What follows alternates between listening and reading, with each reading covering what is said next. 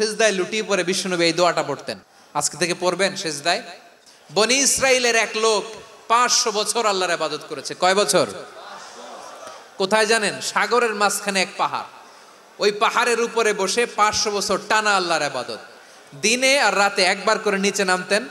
সেখানে আল্লাহ তাআলা পাথরের ভেতর থেকে তার জন্য মিঠা পানির ব্যবস্থা করে দিয়েছেন, আর একটা ডালিম গাছের ব্যবস্থা করে দিয়েছেন। সকালে নামলে একটা টসটসে ডালিম, রাতে নামলে টসটসে ডালিম।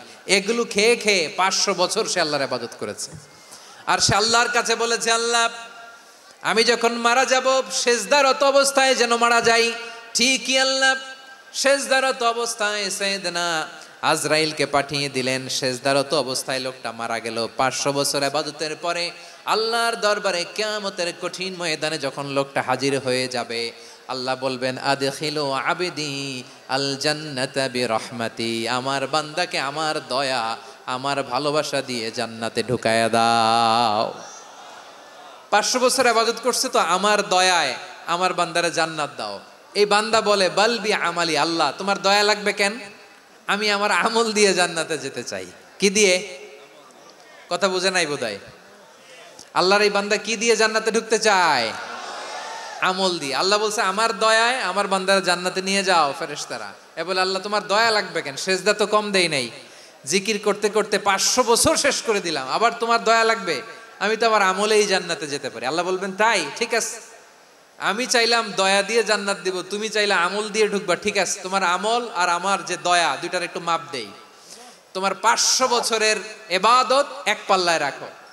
আর আল্লাহ বললেন আমি যে দয়া করে এই দুনিয়ার নাজ নেয়ামত বিউটি সৌন্দর্য দেখার জন্য তোমার দুটা চোখ দিয়েছিলাম, দুটা নয় একটা চোখ আরেক পাল্লায় রাখো। রাখা হবে, দেখা যাবে ওই 500 বছরের ইবাদত হালকা হয়েছে আর মুহূর্তের মধ্যে আল্লাহর দেয়া একটা চোখের নেয়ামত ভারী হয়ে গিয়েছে। আল্লাহ বলবেন তোমার কথা মতো মাপ দেয়া হলো, এবার ফলাফল দেখো, হিসাব বলে তুমি এখন জাহান্নামে যাবা, go to the hell fire, যাও এবার জাহান্নামে যাও। মাপ জোখে যখন আসছো আমার সাথে হিসাব ক্যালকুলেশন, যাও তুমি এবার জাহান্নামে যাবা। এবার লোকটা কাচুমাচু করে বলে আল্লাহ আমি বুঝি নাই, আল্লাহ আমি বুঝতে পারি নাই, খেয়াল করি নাই, তুমি আমারে ক্ষমা করো, তুমি আমারে মাফ করো। ও আল্লাহ এবার আমি টের পেয়েছি, এবার আমি বুঝতে পেরেছি তোমার দয়া ছাড়া দুনিয়ায় কেউ জান্নাতে যেতে পারবে না, কেউ পারবে না। আল্লাহ বললেন ওরে গোলাম তুই তো কিছুই ছিলি না, অস্তিত্বহীনতা থেকে তোরে অস্তিত্বে আনলো কে? ওই ছোট্ট শুক্রাণু থেকে মায়ের পেটে 9 মাস ধরে খাবার দিয়েছে কে? আবার সুস্থতার সাথে দুনিয়ার বুকে তোরে ডেলিভারির ব্যবস্থা করে দিল কে? আবার তোর মায়ের বুকের ভেতরে 2টা খাবারের লাইনের ব্যবস্থা করে দিল কে? আবার তোকে শৈশব পেরিয়ে কৈশোর পেরিয়ে তারুণ্য, তারপরে যৌবন, এগুলো দান করলো কে? তার চেয়ে বড় কথা, পাহাড়ের মাঝখানে সাগরের মাঝখানে 500 বছর ইবাদত করার শক্তি তোর গায়ে দিয়েছে কে? এই সাগরের মধ্যে লোনা পানি লবণের পানি মুখে দেয়া যায় না, সেখান থেকে আমি পাহাড়ের ভেতর থেকে মিঠা পানির ব্যবস্থা করে দিলাম, ওই জায়গায় তোরে রিজিকের বন্দোবস্ত করলো কে?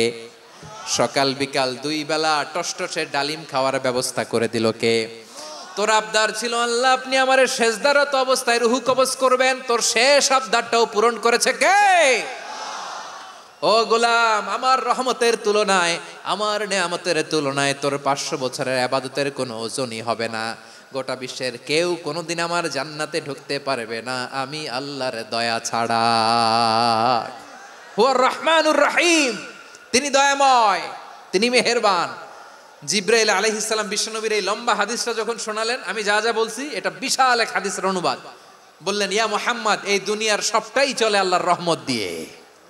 হাদিসের শেষ কথা, সব চলে আল্লাহর কি দিয়ে?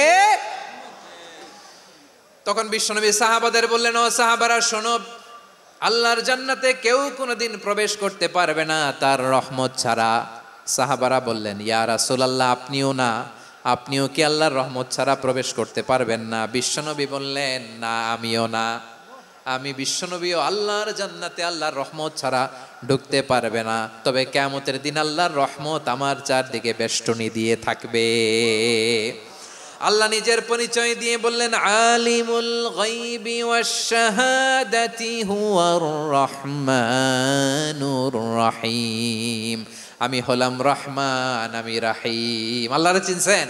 আল্লাহ বলছেন আমি হচ্ছি আল মালিক। আমি কি? মানে সম্রাট। আল মালিক মানে হচ্ছে দ্য কিং অফ কিংস।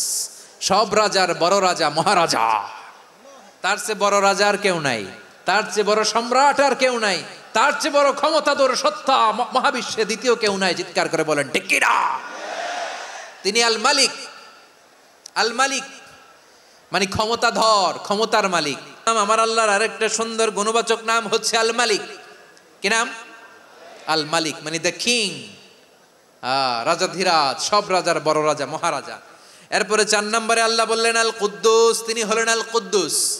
আল কুদ্দুস মানে হচ্ছে অতি পবিত্র, মহাপবিত্র, the most holy, the absolutely pure, যার কোনো খুঁত নাই। আল্লাহর কোনো খুঁত আছে? তিনি মহাপবিত্র। আল্লাহর পবিত্রতা যখন আমরা বর্ণনা করি আল্লাহ খুশি হয়ে যান, কারণ তার সত্তার একটা বৈশিষ্ট্য হচ্ছে তিনি আল কুদ্দুস। বারোয়াখালীবাসী আল্লাহর নামটা একটু জপেন না, বলেন আল কুদ্দুস। সবাই আওয়াজ করে আল কুদ্দুস।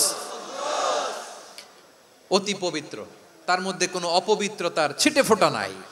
মহাপবিত্র, the most pure, the most holy, অতি পবিত্র। ফেরেশতারা বলেছিল আল্লাহ আপনি মানুষ কেন বানাবেন? নাহনু নুসাব্বিহু বিহামদিকা ওয়া নুকদ্দিসু লাক। এই যে নুকদ্দিসু কুদ্দুস পাইছেন? তারা বলেছিল আল্লাহ মানুষ কেন বানাবেন? মারামারি করবে, আমরাই তো ভালো, আমরাই আপনার মহিমা বর্ণনা করি, আমরাই আপনার পবিত্রতা বর্ণনা করি। নুকদ্দিসু লাক তার মানে আল কুদ্দুস। আবার আমার নবী যখন সিজদায় লুটিয়ে পড়তেন, আম্মা জানা এসে বলেন আমরা তো সিজদার মধ্যে সুবহানা রাব্বিয়াল আলা বলেই শেষ, কিন্তু বিশ্বনবী তাহাজ্জুদের নামাজে, নফল নামাজে, সুন্নত নামাজে 3 বার সুবহানা রাব্বিয়াল আলা তাসবিহ পড়ার পরে তিনি পড়তেন সুবহুন কুদ্দুসুন রাব্বুল মালাইকাতি ওয়ার রূহ। সুবহ কুদ্দুস রব্বুল মালাইকাতি ওয়ার রূহ। সিজদায় লুটিয়ে পড়ে বিশ্বনবী এই দোয়াটা পড়তেন। নফল নামাজে, সুন্নাত নামাজে কিংবা তাহাজ্জুদের নামাজে সুবহানা রাব্বিয়াল আলার পরে কি পড়তেন? সুবহুন। আওয়াজ করে বলেন সুবহুন কুদ্দুসুন রব্বুল মালাইকাতি ওয়ার রূহ। মানে আল্লাহ আপনি প্রশংসিত, আল্লাহ আপনি অতি পবিত্র, আপনি সব ফেরেশতা কুলের রব, ফেরেশতাদের সরদার জিব্রাইলের রব। সুবহানাল্লাহ। আজকে থেকে পড়বেন, সিজদায় পড়বেন নাকি হুজুর নামাজে তো পড়ি না?